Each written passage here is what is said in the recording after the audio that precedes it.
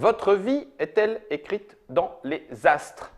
Y a-t-il une prédestination quelque part? Et est-il possible du coup à l'avance de connaître cette destination? Bienvenue à vous, amis joueurs, amis joueuses, amis lecteurs, amis lectrices, dans cette adaptation. Petite émission avec le collègue Germain. Salut Germain. Salut. Non, de l'autre côté. Merci, tu étais prédestiné à te tromper. Petite adaptation. Mais tout est écrit. Tout est écrit d'avance. C'est Fall qui la réalise. Je pense que ça aussi, ça devait être écrit. Oui, ça va. Autour du tarot. Alors le tarot, j'allais dire le tarot de Marseille, mais visiblement pas que. Comment est-ce que le tarot est arrivé? Quelle est son histoire, pour autant qu'elle puisse être connue? Quelles en sont les adaptations cinématographiques, littéraires, voire même ludiques? C'est la raison d'être de ce petit format que tu nous as proposé. C'est notre destin. C'était notre destin. On se retrouve autour de ce tarot. Alors, tarot, déjà, d'une part, le jeu de cartes classique.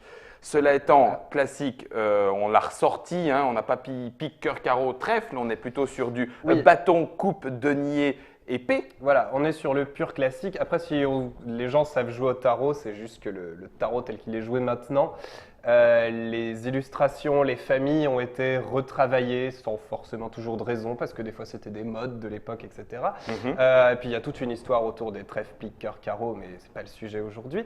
Là non, en fait, j'ai sorti une réédition du Tarot de Marseille qui a été faite assez récemment par l'ami Jodorowsky, qui est un fan de tout ce qui est divinatoire, énergie, spiritisme et compagnie. D'accord. Et il a voulu rééditer le Tarot de Marseille tel qu'il était édité sous le label Tarot de Marseille. Après, qui est une façon d'éditer le tarot. Voilà. Ici, à l'écran, sur la caméra déportée, les 22 arcanes majeurs, comme on les appelle. Que les joueurs du tarot classique connaissent sous le nom d'Atout. C'est-à-dire qu'avec ça, on pourrait se faire une partie de tarot, il n'y a pas de problème. Le temps qu'on reconnecte nos cerveaux pour comprendre que ça, c'est le petit.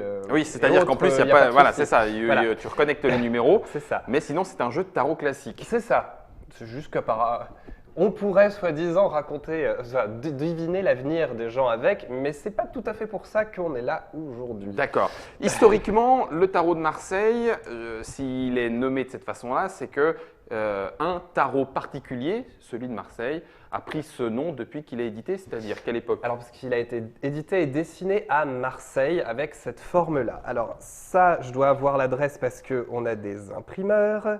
Et il n'y a que eux qui ont le droit? Il y a des ayants droit autour du tarot de Marseille? Il y a des ayants droit sous cette forme-là. Alors non, il n'y a même pas de qui? date tout à fait pour ça. D'accord. C'est même pas daté historiquement. Voilà, il faut savoir que le tarot, on ne sait pas vraiment d'où ça débarque. On a des traces écrites qui sous-entendraient qu'on joue à un jeu de cartes qui serait le tarot. Le plus vieux que j'ai pu trouver, c'est aux alentours de 1500 par Saint Antoine, qui en parle, qui dit, dans un de ses écrits, qui dit qu'il y a des gens qui jouent à un jeu de cartes.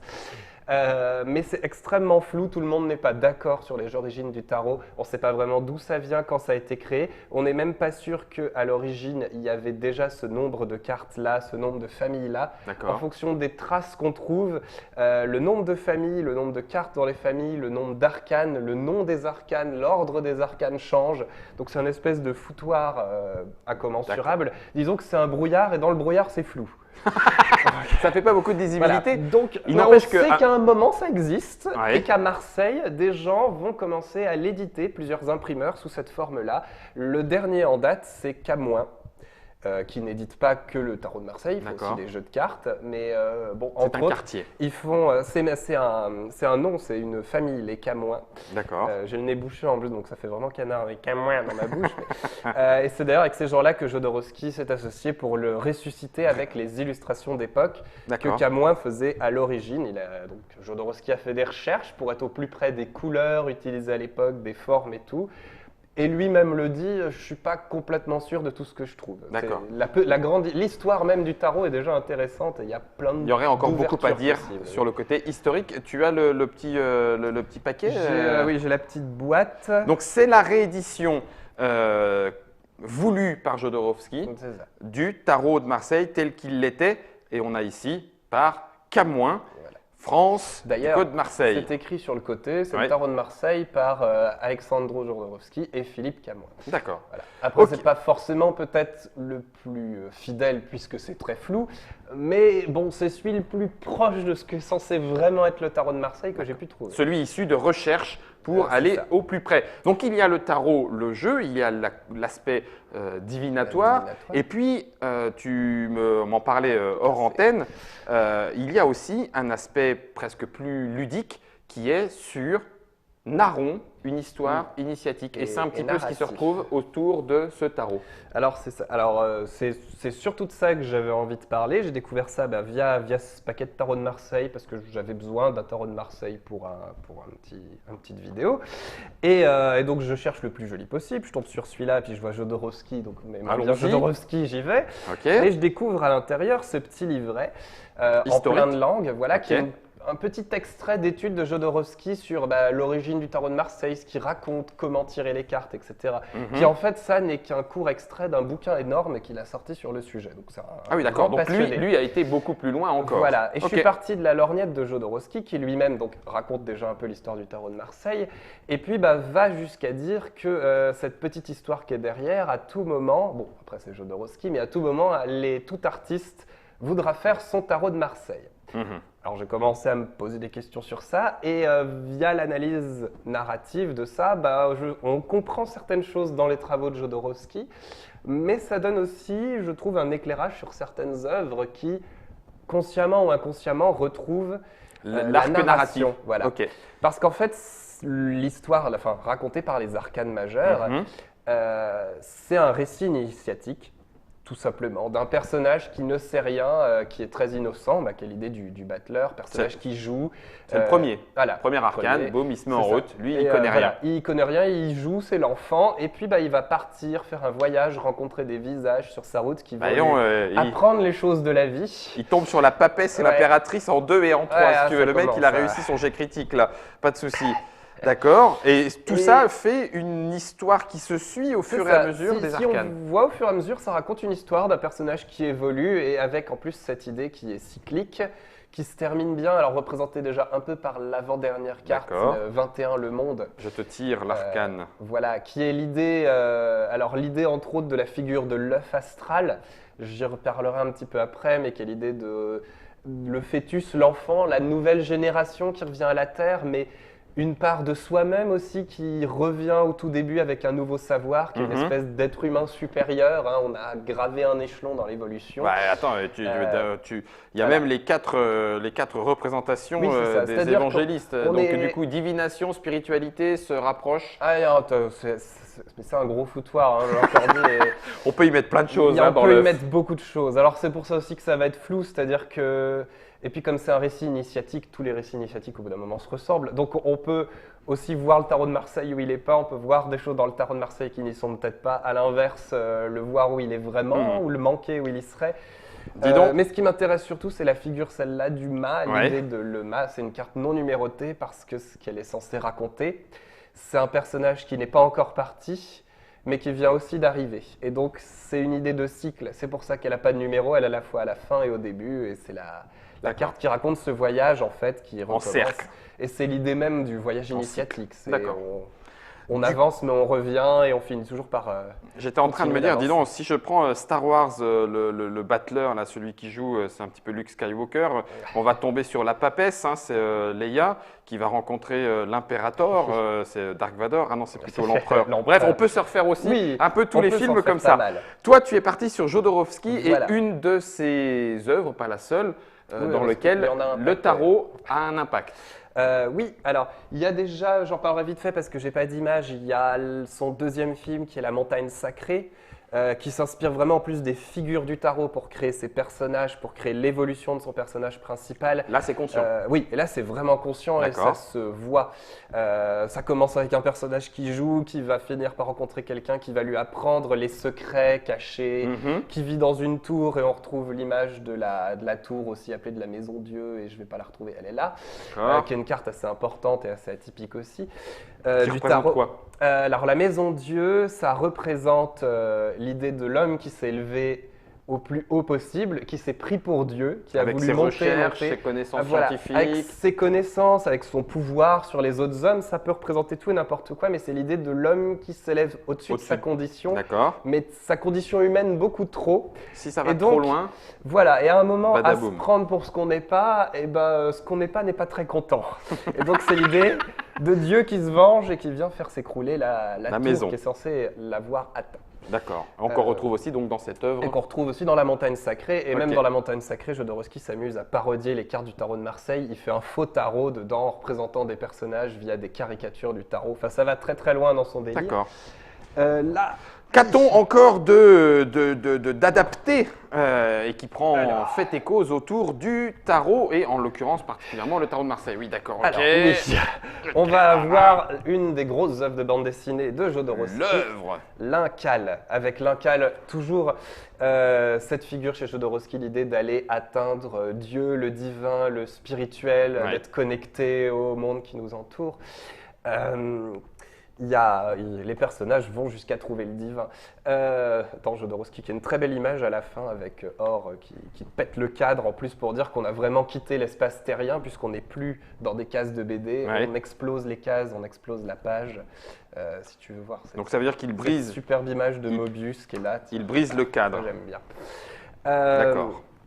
Mais bref, au-delà de là même de la construction, qui est toujours liée puisqu'on part d'un espèce d'abruti joueur crétin qui est John D. Fool, qui va devenir un espèce de héros, qui termine avec, alors je vais devoir spoiler, mais c'est important pour la démonstration. Sachez-le, bouchez-vous les oreilles. Voilà. Ouais, qui va devoir.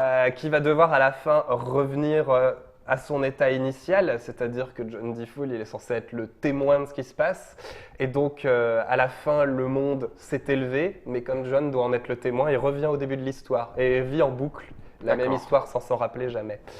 Mais au-delà de ça, ce qui est intéressant dans l'Incal, c'est qu'il utilise des figures visuelles du tarot de Marseille. L'idée de la tour qui s'effondre, il l'a avec plusieurs constructions, dont celle des métabarons, qui deviendra une bande dessinée À part entière. par Tout la à suite, fait. qui au début veulent détruire le monde et qui créent une technologie, une machine énorme qui finit par être détruite par l'Incal, qui est l'esprit de Dieu. C'est assez flou ce qu'on peut mettre derrière l'Incal, mais il y a cette idée du retour en rond, circulaire. Il y a l'idée du fœtus astral aussi, puisqu'on a, alors je ne sais plus quand est-ce qu'ils apparaissent, mais il y a une espèce de super président qui est représenté par deux êtres gémeaux dans un fœtus. Enfin bon, un truc assez spécial en soi.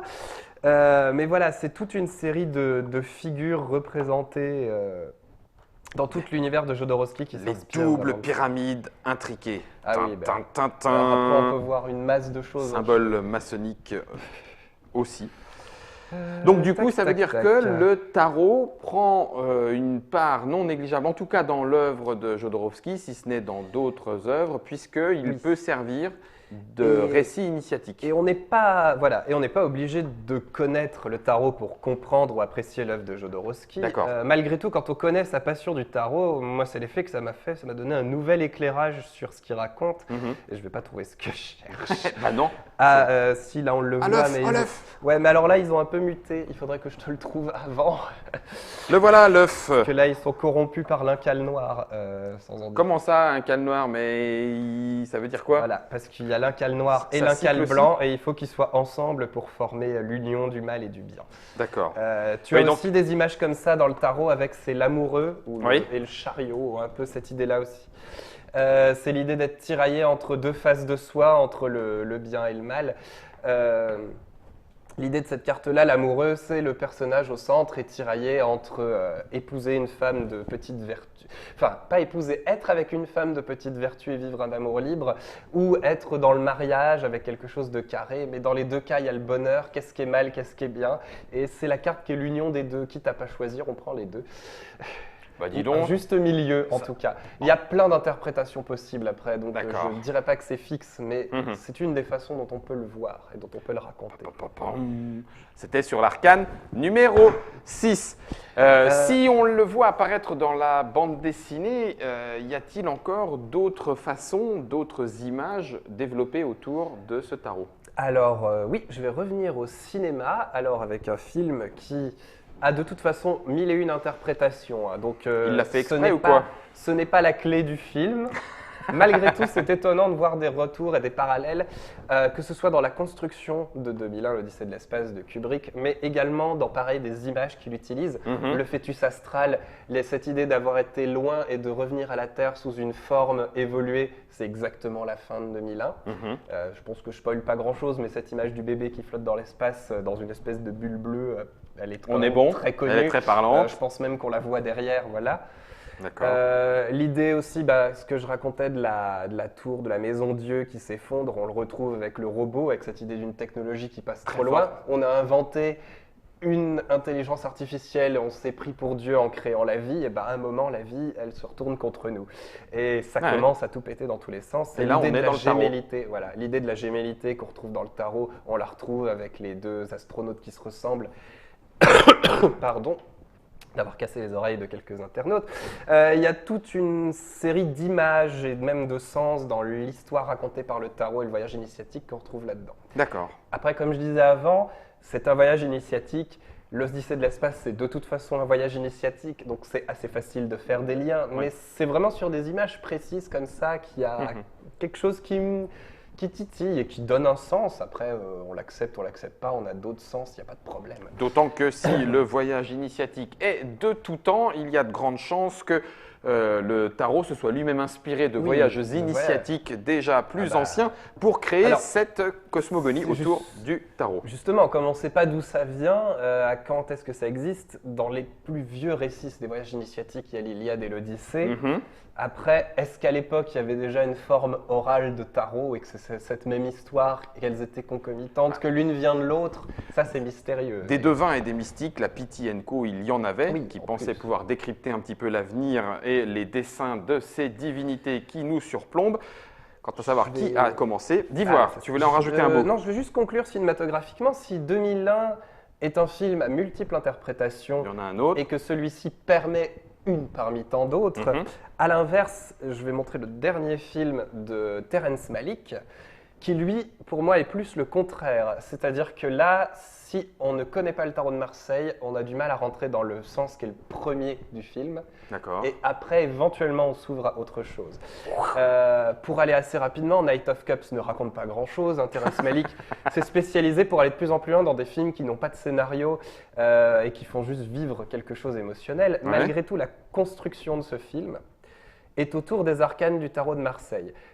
Le film est en segments chapitrés par le nom de certaines arcanes. Carrément. Oui. Donc c'est Et vraiment, revendiqué donc aussi. c'est revendiqué dans tel D'accord. chapitre, c'est tel personnage lié à telle carte et va faire vivre telle chose au héros, qui donc lui est le personnage qui vit son voyage initiatique, qui est un personnage qui lui est lié au tarot sans pour autant être une arcane majeure. C'est un Oui. personnage en dessous, c'est le seigneur. Chevalier des coupes. Le chevalier de coupe, que voilà, je Tu dois trouvais avoir la là-dedans. coupe étant l'une des, je prends le paquet, familles de base Du tarot. du tarot, qui deviendra le trèfle ou que sais-je. Et Je qui dis est peut-être une rattaché, connerie. enfin que certains en tout cas ont même rattaché Voilà. au Graal, etc., etc. Donc il y a Ah encore oui, toute une histoire il y a de tout- il y a des tas de choses à mythologie. raconter. Donc le voilà, le cavalier Voilà. de coupe. Et donc c'est l'idée, le personnage principal est bien dans cette cosmogonie, non, je vais y arriver, dans cette cosmogonie-là, Mhm. mais n'est pas non plus à l'état de personnages qui vont lui apprendre quelque chose. Ce n'est pas une arcane majeure, il a à apprendre. Mhm. Et ça reste très flou, c'est quand même malgré tout très ouvert à l'interprétation parce que de chaque carte, il y a plein de choses à dire dans des sens très différents. Hein.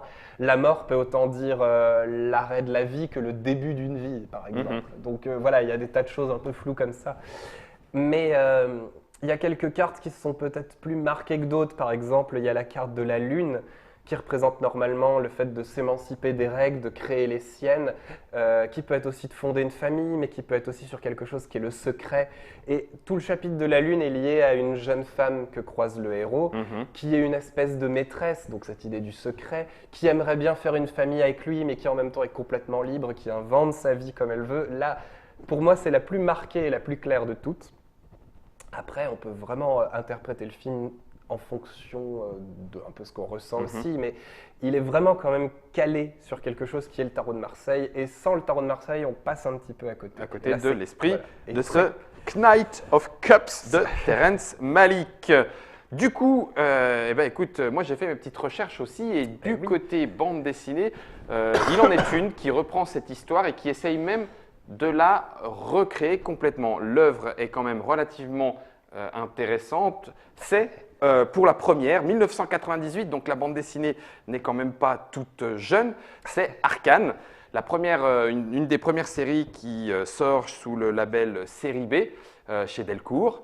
Et cette histoire démarre autour justement de cartes d'Arcane, dont certains des concepts sont repris ou qu'on retrouve plutôt, on va le dire comme ça, dans le tarot de Marseille.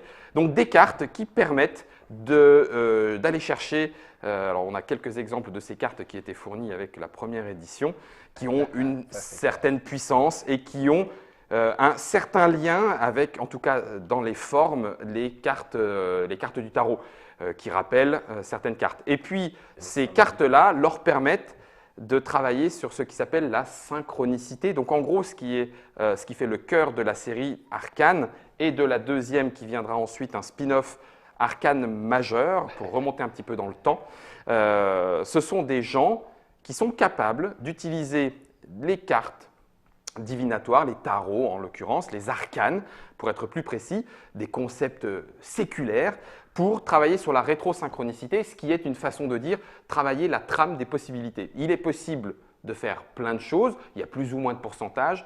Grâce à la carte, je peux faire qu'un événement qui n'aurait que normalement très peu de probabilité d'arriver, influer sur, donc, non pas au sens divinatoire, qu'est-ce qui va m'arriver parce que c'est écrit, mais je modifie cette trame-là grâce aux cartes, grâce aux arcanes, pour influencer les événements qui arrivent. Et quand je disais que, alors on a Arcane et Arcane majeur, du coup reprend même certains événements comme l'assassinat de JFK, de Kennedy, en disant, ben voilà, le coup de la balle magique qui rentre d'un côté, qui ressort, etc. Et ben c'est parce qu'il y avait un joueur, un Arcane, qui a triché, entre guillemets, avec ces cartes-là, pour que ça puisse arriver. Et puis ce qui est très drôle, c'est que tout ça finit par se relier complètement avec une plus grande histoire qui est l'histoire humaine. Et ça, on arrive dans la troisième, on est toujours chez Delcourt et la série B, l'histoire secrète. Alors là, on en est au 30e volume. Et ce qui est assez intéressant malgré tout, c'est qu'ils sont rentrés, ils sont allés très très loin dans l'histoire, voilà, exactement, de ces cartes, puisque l'histoire secrète nous apprend qu'au départ, tout a commencé avec 4 ivoires. Alors, ce qui est assez étonnant, c'est que c'est des ivoires très puissants, pratiquement dans la fin du néolithique. Et on retrouve quelques. Voilà, exactement. Et que les possesseurs de ces premières ivoires, ce qu'on appelle les archontes, qui sont donc coupe, lance ou bâton, épée, bouclier, denier. On a mis le dernier. Tu as fait du chevalier de coupe. Je l'ai cassé. Je l'ai cassé. Tu l'as caché. Je l'ai caché. Et donc, ces archontes sont les premiers à détenir un pouvoir très très fort sur la trame des possibilités et donc du coup deviennent quasiment comme des dieux puisqu'ils sont même capables de refaire l'équivalent d'une comète sur la Terre pour, ne serait-ce que pour se venger. Et on va suivre ces archontes, ces 4 grandes familles, puisqu'il va y avoir en fait derrière des gens qui vont apprendre à dessiner des cartes pour justement cristalliser et contrôler ce pouvoir-là, ce qui fait que tout se trouve relié, aussi bien les événements inexplicables, pourquoi est-ce que Napoléon serait parti en Égypte, pourquoi est-ce que Hitler a essayé de récupérer tel ou tel artefact, pourquoi tout ça parce qu'à chaque fois, il y avait des éléments de puissance pour essayer de contrôler le destin. Et dans ces familles-là, on retrouve justement, en fonction de ton niveau de connaissance, tu es un valet d'épée, tu es un cavalier de coupe et tu as donc une espèce de force. Ce qui, moi, me donne très, très envie de proposer autour de Arcane majeur, l'histoire secrète, un jeu de rôle, parce que je trouverais ça génial qu'en tant que rôliste, on puisse se dire, eh bien, écoute, je suis un arcaniste, je maîtrise donc les probabilités, donc cette action-là, il faut absolument que je la réussisse. Donc, elle n'a normalement que 10% de chance de réussite. Je ne vais pas lancer les dés. Je vais utiliser ma capacité d'arcaniste pour dire que je réussis automatiquement cette action. On va jouer avec les probabilités. Ça pourrait être drôle. Dis-moi, Guillaume, n'as-tu pas justement prévu un jeu de rôle de côté par là-bas? Comme il est bon. Tiens, je te laisse Arcane majeur et histoire secrète. Pourquoi le tarot, comme l'a dit Germain en début de cette émission adaptation, est peut-être déjà un jeu en lui-même. C'est un jeu, il y a de la narration, il y a le jeu, le tarot et tout ce qui est derrière l'exercice plus ou moins ludique d'essayer de deviner l'avenir. Donc il y a très peu de jeux finalement qui réutilisent pour faire un jeu dans le jeu. Alors c'est vrai qu'il y a certains jeux de rôle avec des cartes, il y a certains jeux de société avec des cartes, reprenant même certaines cartes cœur, pique, carreau et trèfle. Mais il y a très peu de jeux qui prennent vraiment le tarot en compte en tant qu'élément ludique. Et il y en a à tout dire, à ma connaissance, deux. Le premier s'appelle Les secrets de la septième mer, qui revient d'ailleurs bientôt dans une réédition révisée, réaugmentée, même si nous nous en sommes rendus compte avec Fall. Actuellement, le jeu de rôle est plus une activité de lecture que de pratique, puisque ça demande du temps. Malgré tout, de nombreuses personnes lisent du jeu de rôle, comme, voilà, en découvrant le système et l'univers. Les secrets de la septième mer. Si en plus tu veux plonger dans l'univers du tarot, il y a beaucoup de choses à lire. Là. Mais, alors, c'est ça qui est étonnant parce qu'on est dans une espèce de renaissance flamboyante avec les secrets de la septième mer. Et il y a une nation, puisque c'est calqué sur un monde qui ressemble au nôtre, mais pas tout à fait. Et donc, dans l'Italie de l'époque, la Vodace, un des pouvoirs que ont et que peuvent avoir les personnages est les pouvoirs des sorcières de la destinée, les strega del sorte en Vodace dans le texte. Et donc, en gros, il y a le tarot. Et le tarot est une réalité et le tarot permet de voir, entre guillemets, par exemple, en jouant avec un jeu de tarot, je peux voir qu'il y a une relation de couple entre toi et telle personne et que cette relation, elle a plus ou moins de force parce que je vais avoir tiré un 8 de coupe. Ah la vache, 8 de coupe, ça veut dire qu'effectivement, la relation entre toi… Donc, il faut interpréter. C'est un élément de jeu réel. On peut vraiment jouer avec un jeu de tarot, avec un paquet de tarot si on fait partie de cet univers-là. Ça va même plus loin. Dans la création de son personnage, puisque c'est un jeu de rôle dont il s'agit, on peut tirer le tarot réellement en disant, ben voilà, je prends un tarot, je tire un tarot et dire, ben voilà, je tire pour mon présent, mon passé, mon avenir, des éléments. Et il y a à chaque fois, dans les livres de règles, un élément qui va nous donner la main du destin de notre personnage. Donc ben voilà, en gros, je décide de tirer et dans mon passé, j'ai tiré un 2 de denier. Je suis donc fiancé à une personne et elle n'est pas certaine de ses sentiments à mon égard. Donc elle peut sembler vous aimer, parfois elle peut sembler me haïr. Donc ça va donner automatiquement une coloration non décidée à mon personnage, ce qui en fait… comme le vrai tarot, suffisamment flou pour que tu puisses mettre ce que tu veux. Derrière le maître de jeu, il peut faire ce qu'il veut. Le deuxième et le dernier jeu de rôle, une fois encore, qui utilise le tarot, est un des jeux qui a beaucoup fait parler, en plus un jeu un petit peu cocorico, un peu français, c'est Les Princes d'Ambre. Alors Les Princes d'Ambre, au départ, est un roman.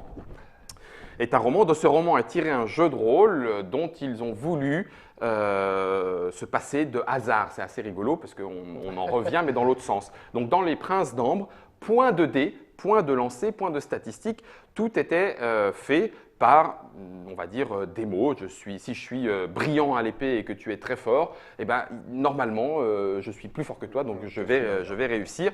Donc tout était réuni avec des mots. Mais malgré tout, pour certaines confrontations et pour pimenter un petit peu les parties, le tarot d'Ambre, alors un tarot particulier, mais qui avait été édité aussi aux alentours des illustrations, des illustrations du jeu de rôle, le tarot d'Ambre était disponible et faisait partie en lui-même du jeu. Voilà, moi j'ai fait le tour. Germain, toi aussi? Je pense, oui. Après, on a fait le tour pour essayer de nos connaissances. D'attiser votre curiosité. Il y a de toute façon énormément de choses, énormément de points de vue. L'idée, c'était plus de faire découvrir qu'il y a une petite histoire cachée derrière le tarot qu'on ne sait pas forcément, qu'on ne voit pas, ne connaît pas forcément. D'ailleurs, elle va être difficile à refaire, parce que visiblement, c'est le flou et le bazar. Et c'est ça. Et que cette histoire sert à plein de choses. Et je trouvais ça bien plus passionnant que tirer des cartes, parce que… Enfin bon, t'aurais pu le faire. Non, c'est une pratique que je trouve un peu con. Le simple fait que tu te dises, je tire tes cartes, mais et si on les retire tout de suite derrière, qu'est-ce qui se passe? Voilà. Je pense que ça dit tout mon point de vue sur l'art divinatoire du tarot. Mais au-delà de ça, ça raconte des choses en fait. Et je trouve ça étonnant qu'un jeu de cartes raconte une histoire et que derrière, cette histoire puisse être utilisée pour d'autres choses. Encore, et d'autres histoires. C'est d'ailleurs peut-être pour ça que ce n'est pas aussi étonnant que cette histoire se retrouve principalement en bande dessinée, en livre ou en jeu de rôle, c'est-à-dire les médias les plus imaginaires possibles et les plus laissés libres, cours à votre imagination. Voilà, c'était adaptation autour du tarot de Marseille. On est parti de Marseille et nous sommes allés très loin. Très au nord. Très au nord, oui, c'est ça. Prends ta boussole, mon garçon. Merci à Fal pour la réalisation. Après être parti de Jodorowsky, on espère que ça vous aura donné envie. On est arrivé à Fal. À Fal, c'est ça, de Jodorowsky jusqu'à Fal, l'Incal. On espère vous avoir donné envie de lire, avoir envie de fouiller, avoir envie de jouer, avoir envie de vivre vos imaginaires. Et en attendant, amusez-vous bien. Ciao!